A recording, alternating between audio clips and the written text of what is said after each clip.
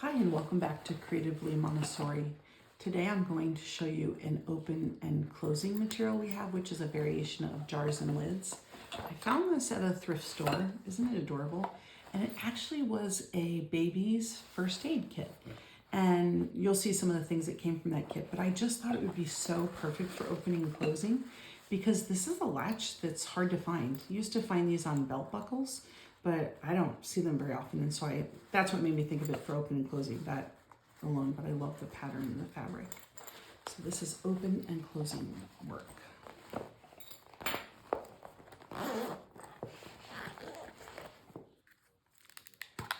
Open.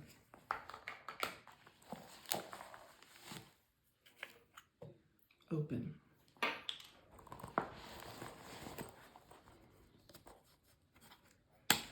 Open.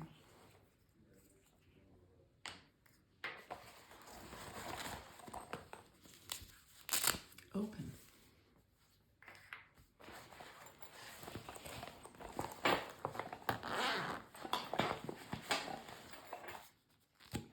Open.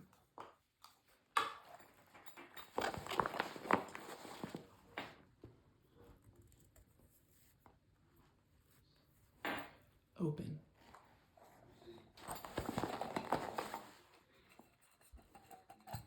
Open.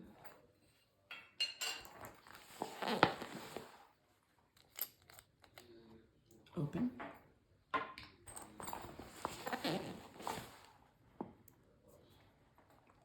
Open.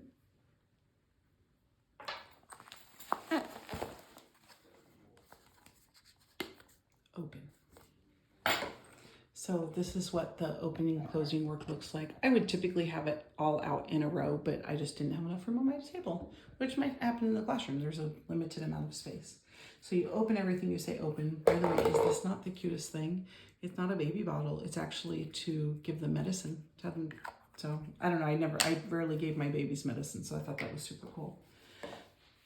I wouldn't say any of those things to the children. I would just take it to a table, open, open, open for as many items we have, and then I would start closing them and putting them back in the container. Close.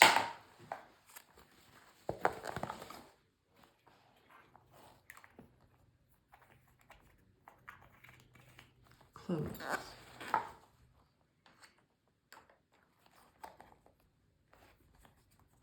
Close. So I would continue in that way. What I will tell you is that children will not just open and close this work as quickly as I did.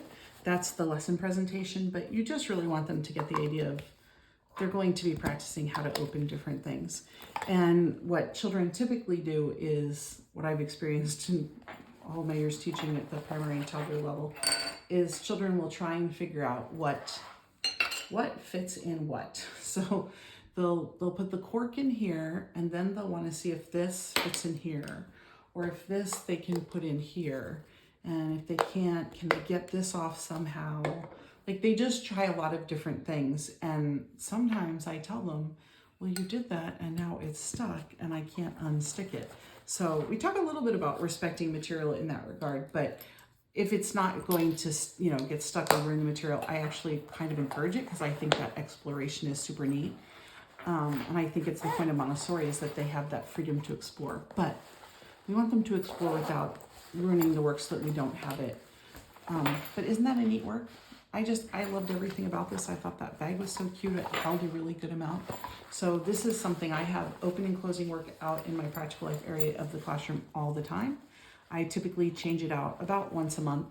The children love it, and I just love finding things that are unique ways to open. I would love to have things in here that there weren't any duplicates, and I know in that basket there were like 2 different things that had screw top lids and pop off lids, but I just love this work. I ask parents to save for me their old cosmetic containers, and I wash them out really well. So like the one that you open it, the compact, and it has a mirror in it, the friends love that.